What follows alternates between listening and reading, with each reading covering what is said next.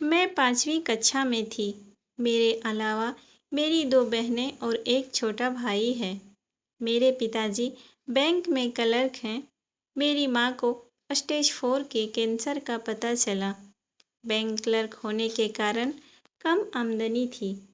पिता के पास दोस्तों और परिवार से पैसे उधार लेने के अलावा और कोई विकल्प नहीं था। कुछ महीनों की दर्द भरी जिंदगी के बाद आखिरकार मेरी माँ हम लोगों को छोड़कर इस दुनिया से चल बसी। हम कर्ज में डूब गए। धीरे धीरे चीजें पटरी पर आने लगी। हम लोग कुछ संभाल ही रहे थे, लेकिन फिर मेरे पिता का स्वास्थ्य खराब हो गया और वो बीमार रहने लगे। उनकी किडनी खराब हो गई। फिर शुरू हुई 4 साल की धीमी यातना। लगातार 4 साल तक सप्ताह में 2 बार डायलिसिस होती थी। इस दौरान मेरी कॉलोनी के दोस्तों, रिश्तेदारों ने नया घर बनाया, कार, बाइक, नया मोबाइल फोन खरीदा, नए गंतव्यों की यात्रा की और यहाँ हम दिन के अंत को पूरा करने के लिए संघर्ष कर रहे थे। मैं पढ़ाई छोड़ चुकी थी। मेरी छोटी बहनों का स्कूल फी बहुत ही मुश्किल से जमा हो पाती थी। पिताजी 1 महीने में मुश्किल से 15 दिन ड्यूटी किया करते थे। घर की स्थिति बहुत ही खराब हो चुकी थी।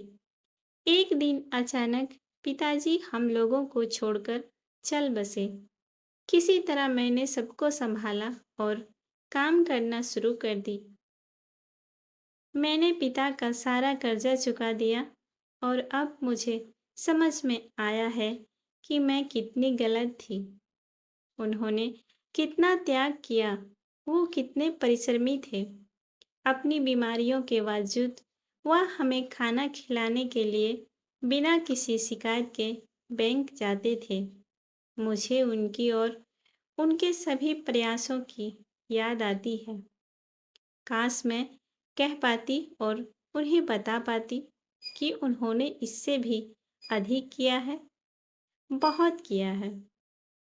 आपका एक पैसा भी मेरी पूरी जिंदगी की कमाई से ज़्यादा कीमती है। मैं बस चाहती हूँ। लव यू पापा, लव यू पापा। मुझे खेद है और आप मुझे पता है कि आपने कितना कष्ट सहा है, कितनी मुश्किल को सामना किया है और हम सब भाई बहनों को सारी ज़रूरतें पूरा किया है। लव यू पापा। दोस्तों, अब मुझे पता है कि समय ही हमें अपने माता पिता और प्रियजनों का मूल्य समझाएगा, लेकिन अगर किसी भी तरह से आपको भी ऐसा कुछ महसूस होता है तो बस समझ लें कि आपको माता पिता सिर्फ आपका पेट भरने के लिए अपनी क्षमताओं से 100% काम कर रहे हैं।